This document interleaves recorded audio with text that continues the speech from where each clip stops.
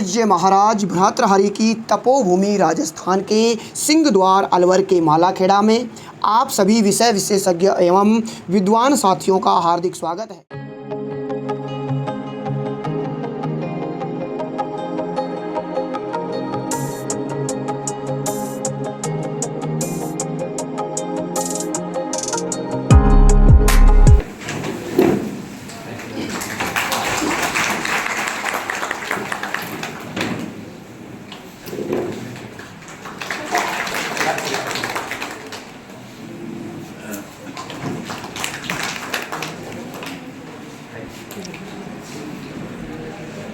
आपका बहुत बहुत स्वागत सर, बहुत बहुत अभिनंदन।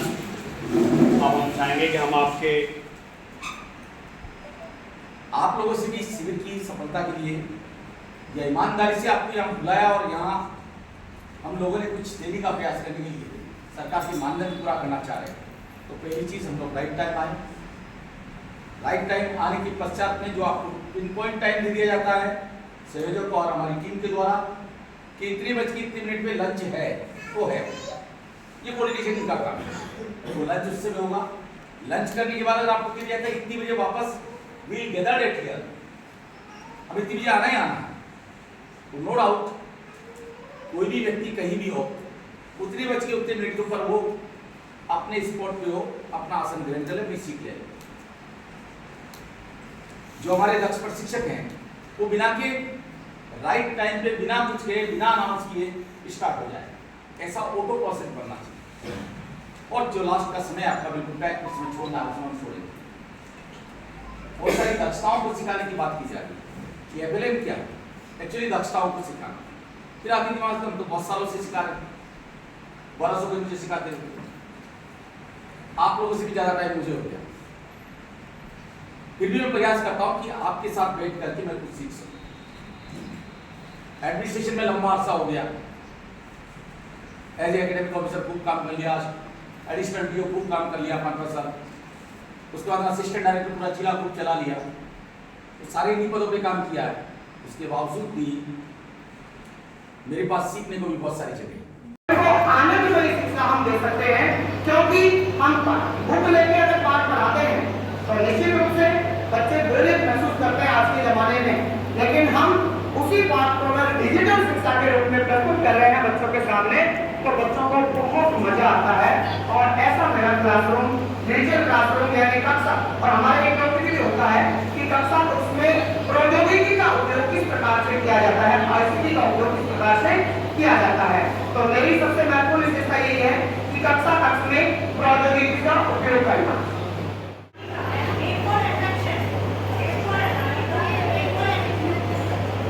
साथियों को नमस्कार।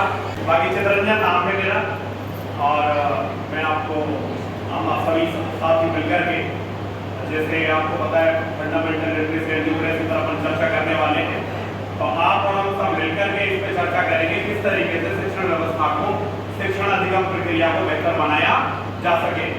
My name is Naresh Kumar Meena, posted MS Barkheda, and for directive यानी कि निराशा नहीं होना। मेरा जीवन में मतलब ये उद्देश्य है कि कभी भी किसी भी काम को करने के लिए कभी भी निराश नहीं होना चाहिए।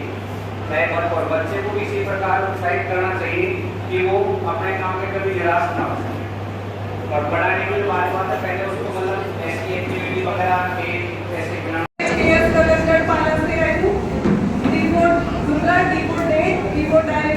मुझे मेरे बच्चों को अपने पास उपलब्ध के लिए इससे पढ़ाना बहुत अच्छा लगता है।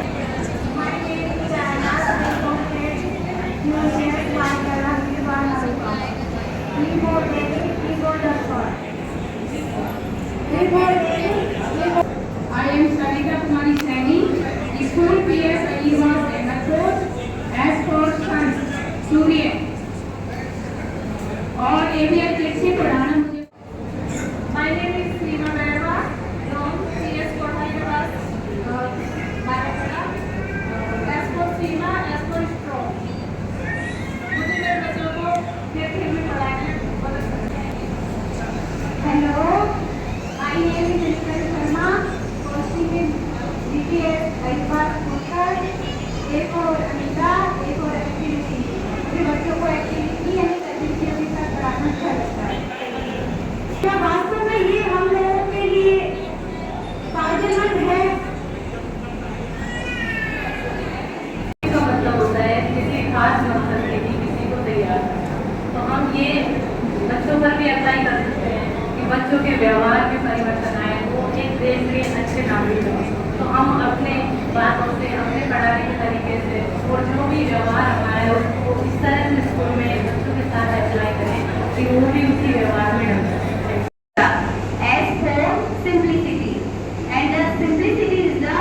of life. Classroom activity is done by fun. बहुत अच्छा देखो मैम ने कितना शानदार तरीके से जिस प्रकार से हम वास्तविकता में आज जो परिचय सत्र का अंदाज रखना चाहे थे उसी स्टाइल में उन्होंने अपना परिचय दिया है। Hello, I am Manisha in first GUPS Jatodi. कक्षा का इस गतिविधि की जो आप करवाते हैं उनकी एक सबसे अच्छी विशेषता आपको क्या लगती है? अच्छी विशेषता नहीं हो तो प्लीज विशेषताओं को अपनी अपनी महत्वपूर्ण विशेषताओं को यहाँ पर लोकेट करवाएं, फिर उनका सही का समेकन करते हुए और हम सेशन में उनको सम्मिलित करेंगे तो और अलग ही मजा आएगा अपने सेशन में। देखो वो ट्रेनिंग कराने का जो डर रहा है ना उससे थोड़ा सा हम प्रयत्न करना चाहेंगे कि हम अगर डिजिटल शिक्षा आने बार बार हम पढ़ रहे हैं कि डिजिटल शिक्षा आने में लर्निंग करोगे डिजिटल शिक्षा डिजिटल हमारे सामने स्कूल में भी नहीं किए जाते हैं तो क्या नहीं हम भी डिजिटल बन जाएंगे इनके साथ में। तो हमें भी डिजिटल करने के लिए ये सारी चीजें कुछ अलग करने का है। बच्चे सीख क्यों नहीं पाते?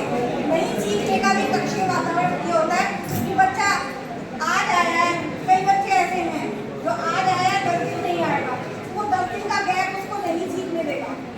ये हर स्कूल में है जैसे, लेकिन फिर भी हम उससे बच्चा रोज आने के लिए प्रेरित करें, अच्छा माहौल दें कक्षा में, उसको रोज पढ़ाएं तो बच्चे का रुचिकर हो जाएगा कक्षीय वातावरण। तो वर्क बुक के बच्चों के लर्निंग जो लॉस कोरोना में हुआ था का स्तर भी नहीं जान पाता, चौथी का बच्चा है वो तीसरी का स्तर भी नहीं जान पाता, उन स्तरों को बराबर करने के लिए जो एक प्रोजेक्ट सरकार के द्वारा शुरू किया गया था कोरोना में जो 2 साल का लर्निंग गैप है उस लर्निंग गैप को कम करने के लिए वर्क बुक क्लासों में भेजी गई। वो भी हमारे पास लगभग सभी स्कूलों में है, उसका उपयोग हम कर सकते हैं। और उसके साथ भी ये देखें कि बच्चा अगर इससे समझ में नहीं पा रहा है तो स्वयं से ऐसी गतिविधि बनाए और बच्चों को समझाएं कि वो अच्छे से समझ पाए। और बात केंद्रित बच्चे को समझते हुए ये नहीं कि हम उस पर थोपें, बच्चे को समझते हुए बच्चा As for sunshine and as for star. इस तरह से पूरी समझता है ना, इस तरह से हमारे बच्चों को इस तरह से अलग निकालेंगे। कम अभाव ही होता है, उनके पेरेंट्स को तो कोई मतलब होता नहीं है, ज़्यादातर पेरेंट्स ऐसे होते हैं ये भी नहीं पता होता कि हमारे बच्चे कौन सी क्लास में पढ़ते हैं। ऐसे बच्चे हमारे पास आते हैं और उनको हमें इस अभाव वाली मतलब वातावरण में अपना प्यार देके और नई नई एक्टिविटी करा के उनको हमें अध्ययन कराना है।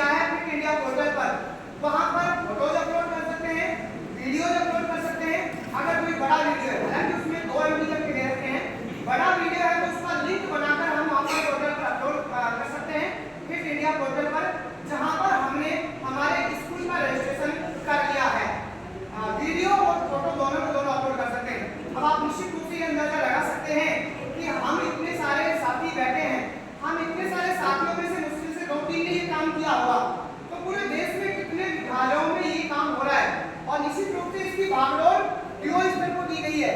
जैसे ही हम हमारे वीडियो और फोटो सबमिट करेंगे पोर्टल पर, उनकी सूचना डीओ स्तर पे पहुंचेगी और डीओ से एकत्रित करके बीकानेर निदेशालय पहुंचेगी।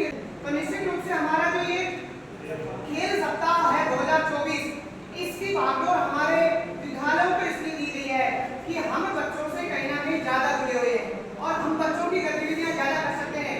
और निश्चित रूप से ये भी जो हमारे आदेश में उसमें दिया हुआ था कि हम बच्चों के साथ में समाज के नागरिकों को और अभिभावकों को शामिल करते हुए फिट इंडिया राष्ट्रीय कार्यक्रम के बारे में जानकारी दे सकते हैं।